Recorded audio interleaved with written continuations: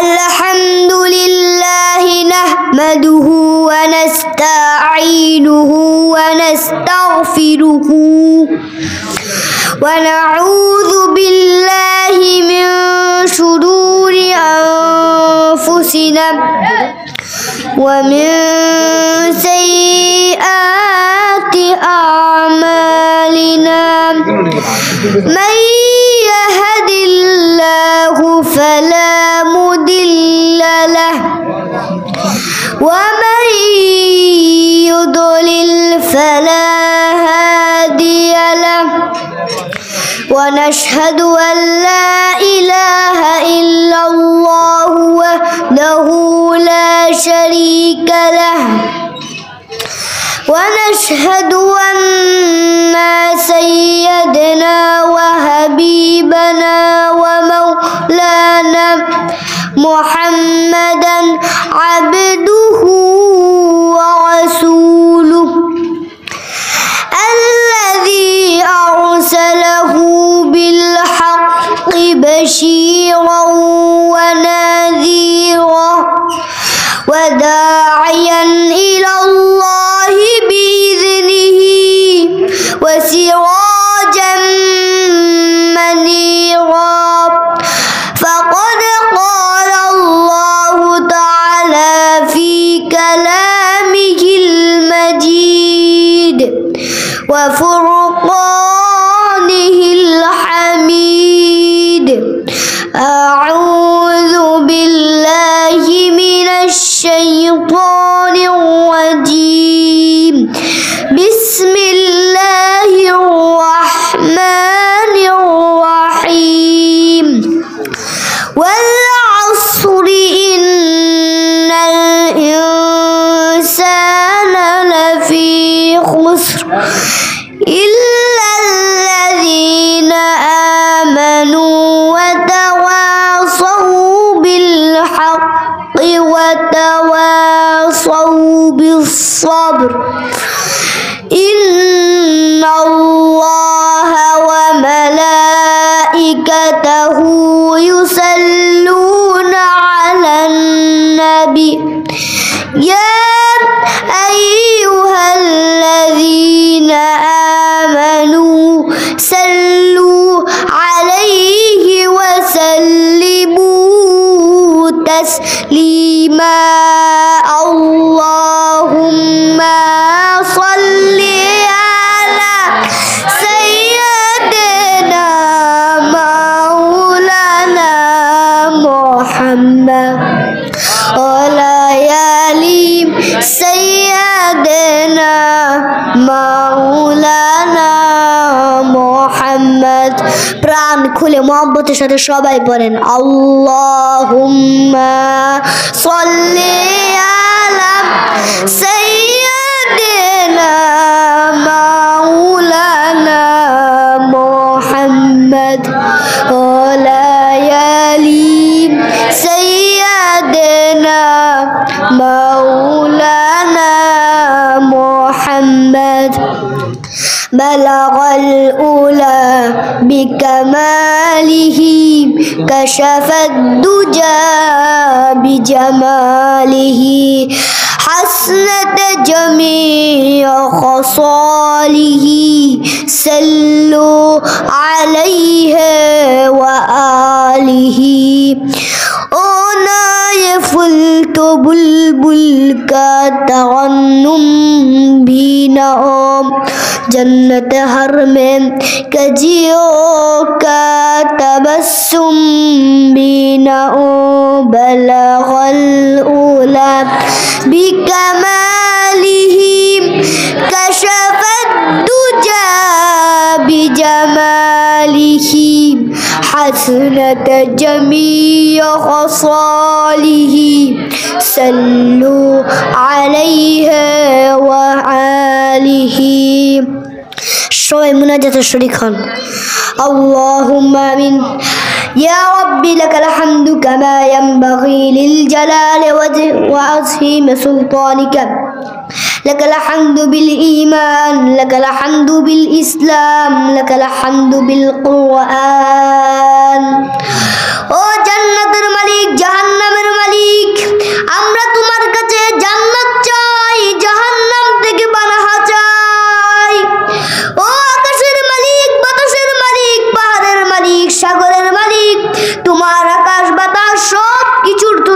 নাই আমাদের হাত দুইখানা ছোট্ট রে আল্লাহ।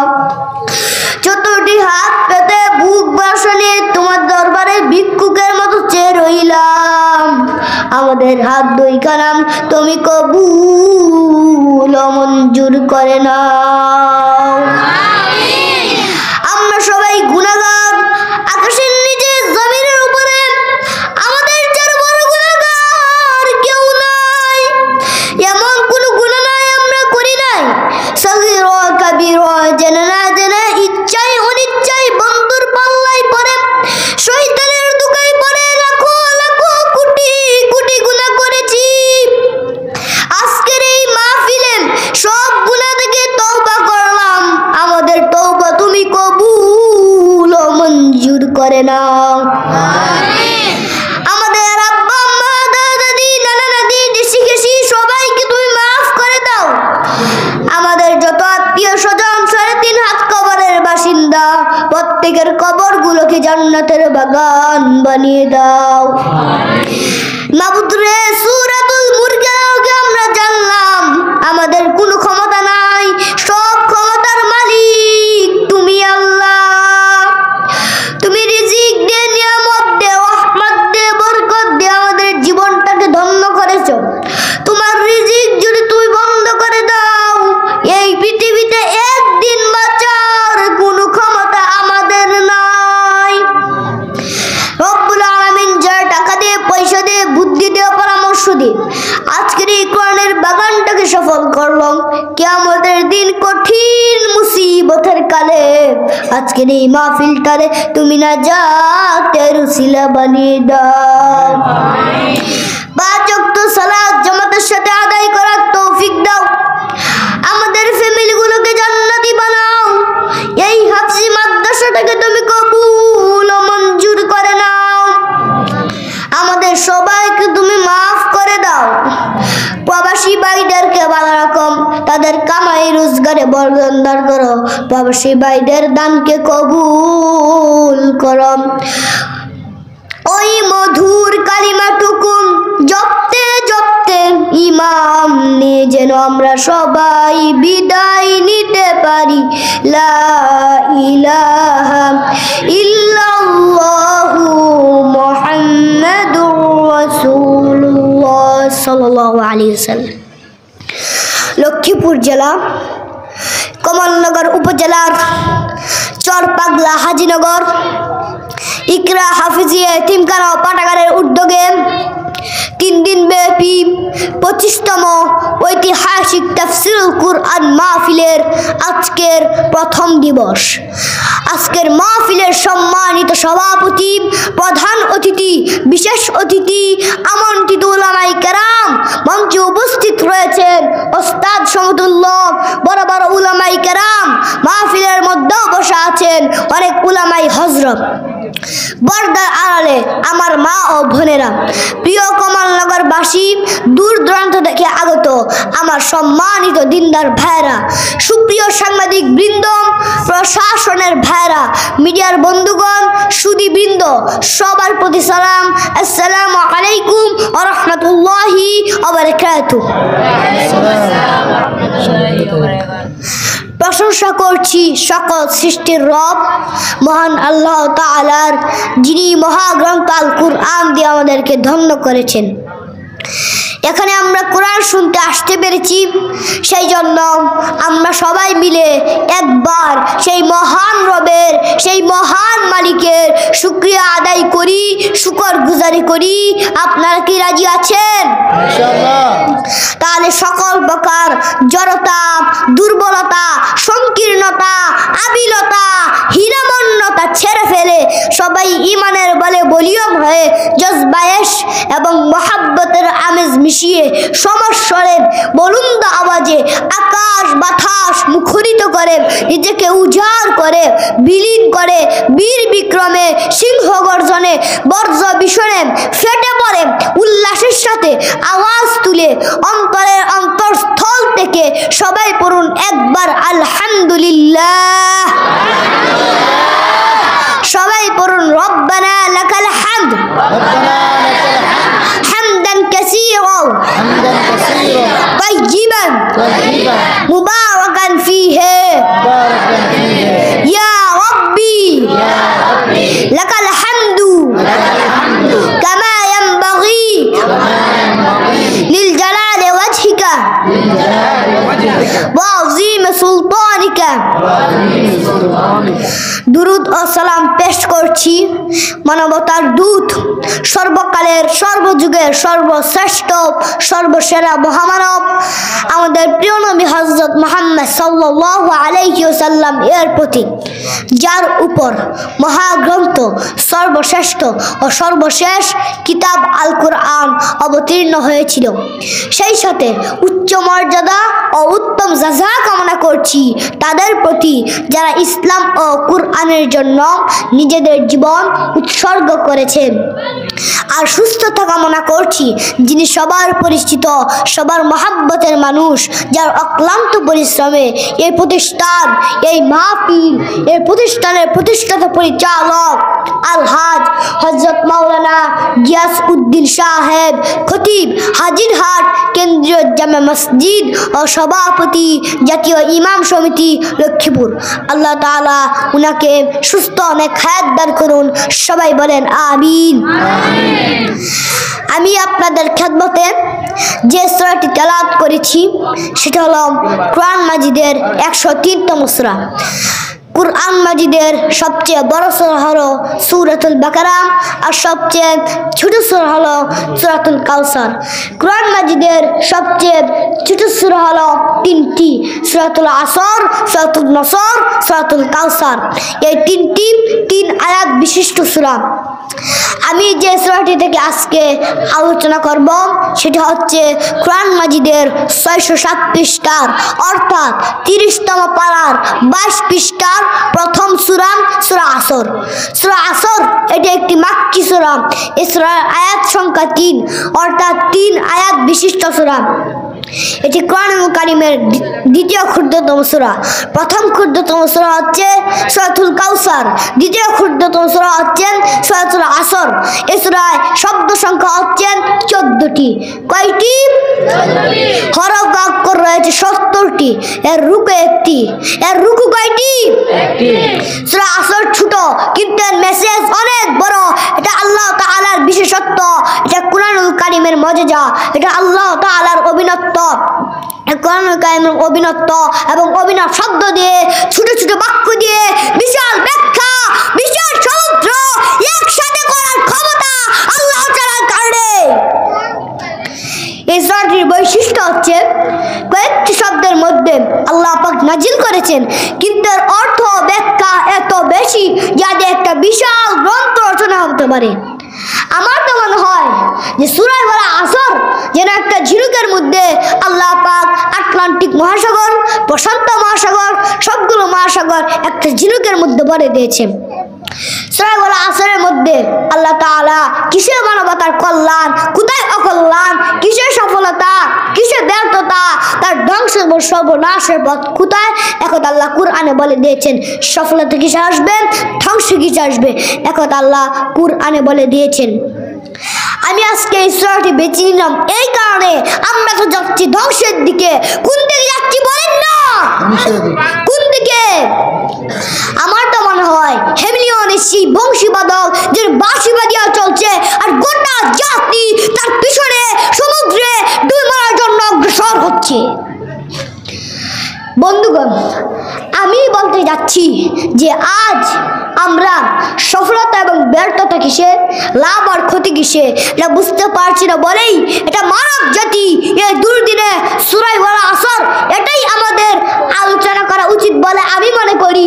এর মধ্যেই আল্লাহ পাক আমাদের লাভ, আমাদের ক্ষতি, আমাদের সাফল্য, আমাদের ব্যর্থতা এর মানদণ্ড নির্ণয় করে দিতেন পারেন কে? বিশ্ববিখ্যাত ইমাম শাফি রাহমাতুল্লাহ আলাইহি বলেছেন, এই একটি মাত্র সূরা যদি আল্লাহ পাক নাজিল করতেন, গোটা কোরআনে আর কোন সূরা আল্লাহ পাক নাও দিতেন, লাকা ফাতহুম, মানুষের হিদায়াতের জন্য, মানুষ জীবন পরিবর্তন করতে চায় এবং এই সূরাটিতে চিন্তা ভাবনা করবে এবং এর উপরে মনোনিবেশ করবে বা মজবুতভাবে ধারণ করবে এবং এর উপরে আমল করবে, তো নাজাতের জন্য এটাই যথেষ্ট। যখন কোনো দুইজন সাহাবী একত্রিত হতেন, কোনো মজলিসে বসতেন, তারা সূরা আসর একে অপরকে না শুনিয়ে মজলিস থেকে পৃথক হতেন না। বড়ই গুরুত্বপূর্ণ সূরা। এই সূরার অর্থ ব্যাপক তাৎপর্যপূর্ণ। আল্লাহ রাব্বুল আলামিন আমাদের সবাইকে এই সূরাটির উপর আমল করার তৌফিক দান করুন, আমিন। এই হচ্ছে সূরাতুল আসরের সংক্ষিপ্ত পরিচিতি। আমি সর্বপ্রথম এই সূরাটির তরজমা করব, তারপর আল্লাহ রাব্বুল আলামিন তৌফিক দিলে এই সূরাটির সংক্ষিপ্ত ব্যাখ্যা করব ইনশাআল্লাহ। আল্লাহ রাব্বুল আলামিন বলেন, বিসমিল্লাহির রহমানির রহিম, ওয়াল আসরি ইন্নাল ইনসানা লাফি খুসর ইল্লাল্লাযীনা আমানু ওয়া আমিলুস সালিহাতি ওয়া তাওয়াসাউ বিল হাক্কি ওয়া তাওয়াসাউ বিস sabr। অর্থ, সময়ের কসম, মানুষ আসলে বড় ক্ষতির মধ্যে রয়েছে, তবে তারা ছাড়া যারা ঈমান এনেছে ও সৎ কাজ করতে থেকেছে এবং একজন অন্যজনকে হক কথার ও সবর করার উপদেশ দিতে থেকেছে। এই হচ্ছে সংক্ষিপ্ত পরিচিতি। এই হচ্ছে সংক্ষিপ্ত তরজমা। শুরু করেছেন বলা সময়ের কসম করে, সময়ের কসম, যুগের কসম, যুগের শপথ, জামানার কসম, মানুষ তোমার জীবনের কসম, মহাকালের কসম, আসরের নামাজের কসম। আল্লাহ তাআলার কসম করে বলার দরকার ছিল না। আল্লাহ মহাসত্যবাদী, আল্লাহর প্রতিটি কথা সত্য, মহাসত্য, ধ্রুব সত্য, চিরসত্য, তিনি নিজেই সত্যের স্রষ্টা, ঠিক কিনা? তারপর আল্লাহ রাব্বুল আলামিন কসম করলেন একমাত্র বান্দার দৃষ্টি আকর্ষণ করার জন্য, কথার গুরুত্ব বোঝানোর জন্য, অধিকতর বিশ্বাস করানোর জন্য। মনে রাখতে হবে আল্লাহ তাআলা আর অন্য কিছুর নামে কসম খাওয়া যাবে না। এটা আমাদের জন্য, মানে মাখলুকের জন্য। এই বিধানটা আল্লাহ পাকের জন্য নয়। এই পৃথিবীতে আসার পর থেকে আমাদের হায়াত তো বাড়ছে না, বরং কমছে, প্রতি মুহূর্তেই কমছে। লোকেরা বলে হায়াত তো বাড়ে, হায়াত তো বাড়ে না। জন্মের পর থেকে আপনার রিজার্ভ আছে যতটুকু, 50 বছর বা 60 বছর বাঁচবো, যতটুকু হায়াত আমার জন্য নির্ধারণ করা আছে, নির্ধারিত করা আছে, তা থেকে প্রতিদিন একদিন একদিন করে কমে যাচ্ছে। এমনি করে আমাদের দিন গেল, সপ্তাহ গেল, মাস গেল, বছর গেল, আমাদের হুঁশ হলো না। সময় চলে গেল তাস খেলে খেলে, আড্ডা মেরে, চার দোকানে টিভি দেখে দেখে, খেলাধুলা করে, শয়তানি বদমাইশি করে। কিয়ামতের দিন, বিচারের দিনটা সেটা হবে। আল্লাহ রাব্বুল আলামিন বলেন বিচারের দিনটা হবে 50,000 বছর। দুনিয়ার গণনা অনুযায়ী আসরের দিনটা হয় 50,000 বছরের মতো লম্বা। আখিরাতের 50,000 বছর অনুযায়ী দুনিয়াতে যারা 60 বছর বাঁচলেন, আখিরাতের তুলনায় মাত্র 2 মিনিট দুনিয়ায় বাঁচলেন। 60 বছর যা হায়াত পেল, 2 মিনিট দুনিয়ায় বাঁচলো। এই 2 মিনিটের যত হাঙ্গামা, কত মারামারি, কত সন্ত্রাস, কত লড়াই। আমার বন্ধুগণ, সময় চলে যাচ্ছে স্রোতের মতো করে, কোনো সময় অপেক্ষা করছে না। মৃত্যু আমাদের প্রতি মুহূর্তে কাছে চলে আসতেছে। এই মৃত্যু সম্পর্কে আমাদের কারো জানা নাই, অথচ প্রতি মুহূর্তে মৃত্যু আমাদের হাত চাইতে ডাকছে।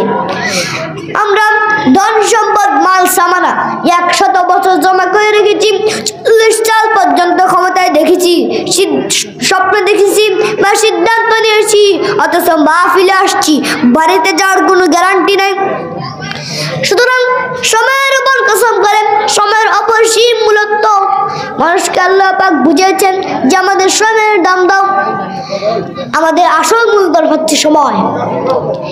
ইমাম রাজি রাহমাতুল্লাহ আলাইহি এক বুজুর্গ ব্যক্তির কথা তিনি আলোচনা করতেছিলেন।